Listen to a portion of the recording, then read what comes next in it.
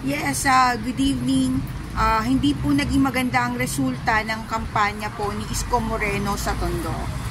Ang pangit po na naging impact nito sa mga kapwa niya Manileño, lalo-lalo na po sa mga taga District 3 at District 6. Itong kinaroroonan ko po ngayon is District 6.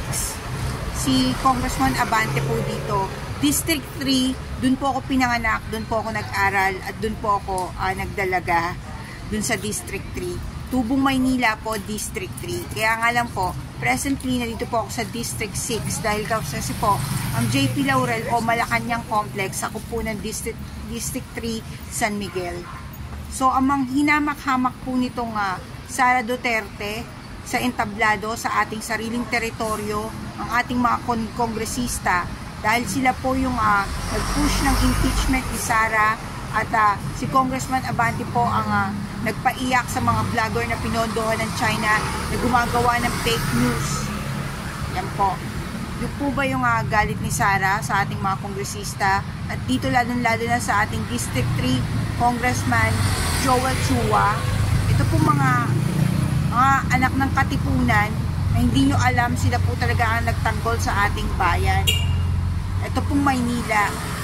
Dito po sa Tondo, dito sa Maynila, sumibol ang unang republika, ang Katipunan. Sila Andres Bonifacio, ang dugong nagtanggol sa ating bansa, bayan.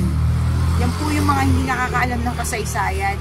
Tapos hahamakin lang tayo ng mga Bisaya. Samantalang tayo ang may malaking kontribusyon sa kalayaan ng ating bayan. Tapos gaganyanin tayo nitong Bisayang Sara na to na wala naman nagawa dito sa Maynila kung magsalita ganun-ganun na lang. Tama po yung pinaglalaban ng mga Manileñong kongresista. Tama po yun na ukilkilin at sagutin niya ang katanungan din sa confidential fund. May kaso siya betrayal of public trust. Ipaliwanag niya yan. Tapos gaganyanin niyo yung mga kongresista namin. Wala naman kayo naiambag.